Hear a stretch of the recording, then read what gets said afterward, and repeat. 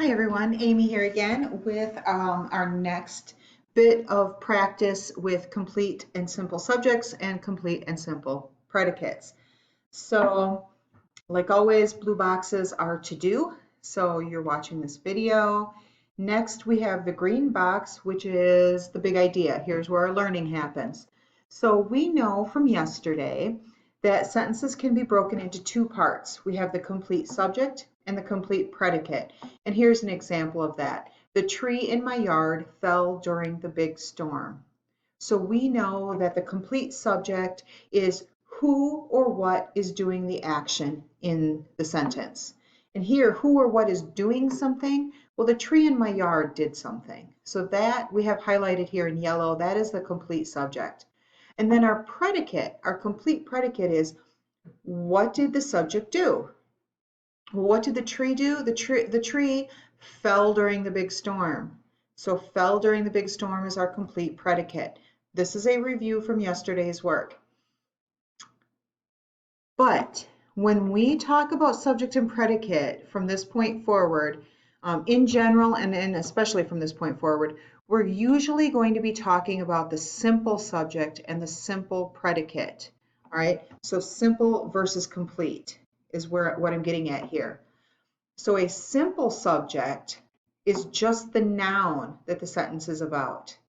So remember we had the complete subject, the tree in my yard, but the simple subject is just the noun in there, the noun that is doing the action.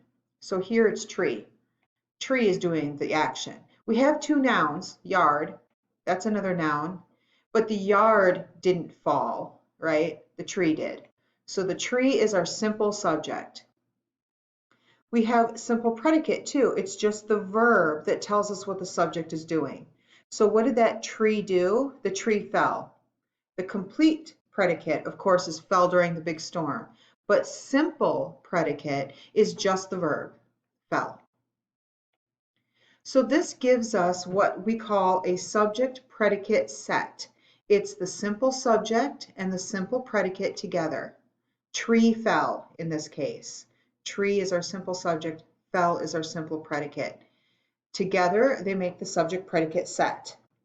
The subject-predicate set will give us the main idea of the sentence when we say them together as a set. So when we say tree fell, right, that's our subject-predicate set, tree fell, that gives us the main idea of the sentence. Now, there are some details missing, and it's not a sentence by itself, but the idea of it is the main idea of the sentence. All right, now this next bit may or may not apply to you, but in my years of teaching, I have found that many students find that identifying the complete subject and predicate is easier than pinpointing the simple subject and predicate. So if this is a little more challenging for you today than it was yesterday, don't feel discouraged. Don't be upset. You can always, talk to me and I can help you through it. But it's really important that we narrow it down to the simple subject and the simple predicate, because eventually we're going to be doing things with them, like we're going to be looking at subject-verb agreement, especially when we get into more complicated sentences. It's very important that you know, for example, tree here is the subject and not yard, because there are going to be sentences with multiple nouns in that complete subject, and you'll need to know which one specifically. All right, we'll get into the details of that later. I'm getting ahead of myself. Today, let's just practice finding the simple subject and the simple predicate. So we scroll down here and we have a blue box, which we know is our practice. That's our to-do. So your to-do today is to identify the simple subject and the simple predicate in these sentences. Let's do the example together, and then I'll leave you on your own for 1 through 5. So here the example sentence says, a scary sound woke me up last night. A scary sound woke me up last night. Well, it may jump out to you after yesterday's work that the subject of the sentence, who or what is doing some action here, is a scary sound. And that who or what the scary sound did, our complete predicate, is woke me up last night. But remember, we're looking for simple subject and simple predicate. So when I look at the complete predicate, a scary sound, And now I need to pick out the simple subject there. Remember, that's the noun. It's going to be the noun that's doing the action. So there's only one noun here, sound. And the sound is what did the action. So I'm going to highlight sound. Oops. Here we go. I'm going to highlight sound in yellow, and that indicates that it is my simple subject. Now, what did the sound do? It woke me up last night, but remember, simple predicate is just the verb. So which one of these words is an action verb? Of course, it's woke. That's something that someone or something can do. So I will highlight that as my predicate, my simple predicate. And now I have the subject predicate set, sound woke, sound woke.